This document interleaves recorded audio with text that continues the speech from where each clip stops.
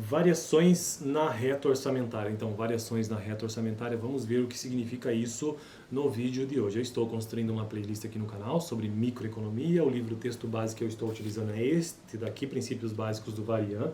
Um livro extremamente complexo, difícil, o link dele está na descrição caso você tenha interesse.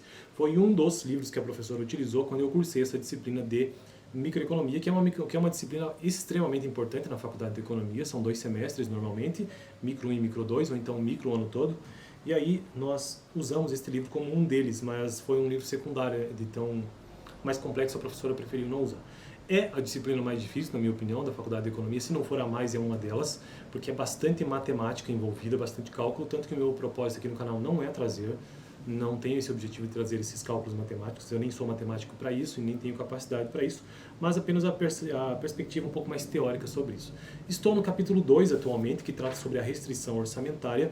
E o que é a restrição orçamentária? Pense na palavra em si, neste conjunto de palavras, basicamente.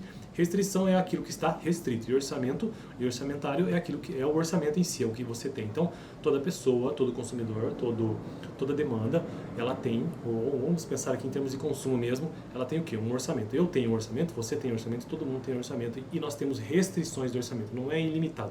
Todos os recursos na economia ou na microeconomia são sempre vistos desse ponto de vista que eles são escassos. A economia vê os recursos escassos, e como não poderia deixar de ser, todo o orçamento ele também é escasso. E aí, nessa análise de restrição orçamentária, este gráfico ele forma uma tendência negativa entre x e y, forma um triângulo, na verdade, assim, porque você sempre tem que escolher entre um produto A e um produto B, nesse modelo matemático que ele traz, em que escolhendo o produto A você terá mais de um produto, mais menos de outro, sempre respeitando a tua restrição orçamentária. Tudo que está abaixo deste gráfico, em direção ao centro do gráfico, é a tua restrição orçamentária ou o teu conjunto orçamentário. E existe uma fórmula matemática básica na economia que se estuda para calcular a restrição orçamentária, que é basicamente o preço do produto 1, lembrando que são é um gráfico x e y, relação dois produtos, produto 1 e produto 2.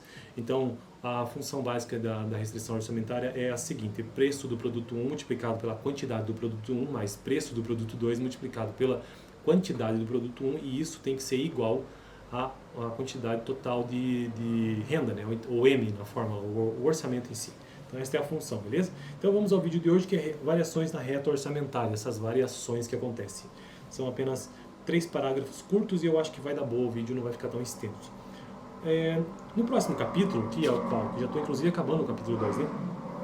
Nós trataremos sobre preferências, isso é outra coisa. Analisaremos como o consumidor escolhe uma cesta de consumo, isso será no próximo capítulo, mas ele começa aqui, esse texto tratando disso. Então, no próximo capítulo, será analisado como o consumidor escolhe uma cesta de consumo ótima a partir de seu conjunto orçamentário. Então, ele tem um conjunto orçamentário, ele vai escolher qual que seria a sua cesta de consumo ótima, aquela ideal. Sempre que se você ouvir a palavra ótima, seria aquela ideal, a que faz mais sentido. Mas já podemos relatar algumas observações baseadas no que aprendemos sobre os movimentos da reta orçamentária. Primeiro, podemos observar que como o conjunto orçamentário não muda quando multiplicamos todos os preços e a renda por um número positivo, a escolha ótima do consumidor a partir do conjunto orçamentário também não mudará. Sim, porque a multiplicação é igual, né? Se mantém igual. Assim, mesmo se analisar o processo de escolha, já chegamos a uma conclusão importante. Uma inflação perfeitamente estável, ou seja, aquela em que todos os preços e a renda, todos os preços, veja que preço e renda, elevam-se à mesma taxa.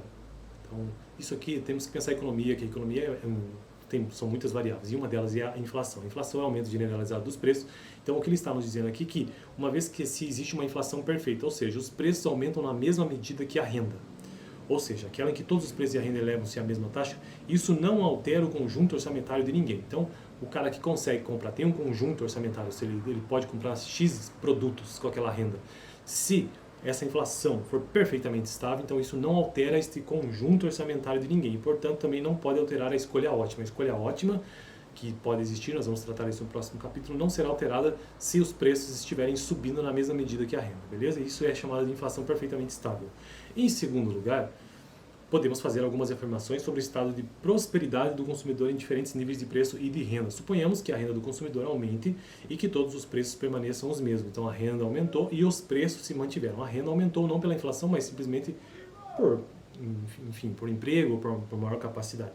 Sabemos que isso representa um deslocamento paralelo para fora da reta orçamentária. Então essa reta orçamentária ela pula, tipo, ela está aqui, ela passa para cá. Então este conjunto orçamentário é X, agora ele é X mais 1, né, por exemplo, não é X, né, no caso, nesse caso é X e Y.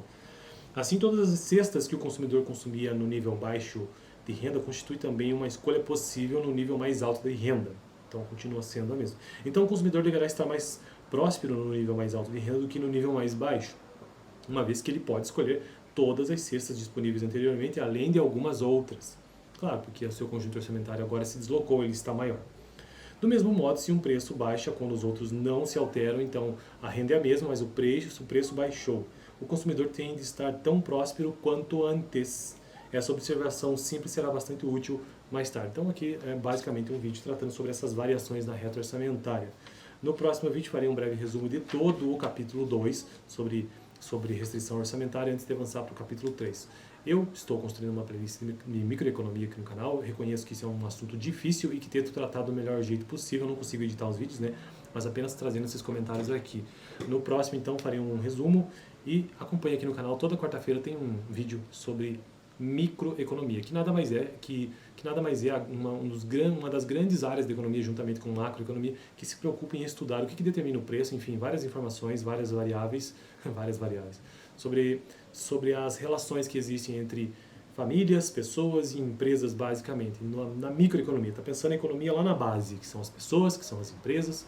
Ainda não se inclui outras coisas, por exemplo, como o governo, que daí nós vamos pensar em termos de macroeconomia. Macroeconomia são os elementos maiores da economia: taxa de emprego, de desemprego, produto nacional bruto, taxa de juros, entre outras coisas que envolvem a economia como um todo. Micro não. Micro você está pensando lá, na vida real, no dia a dia. Então, famílias, empresas principalmente, beleza?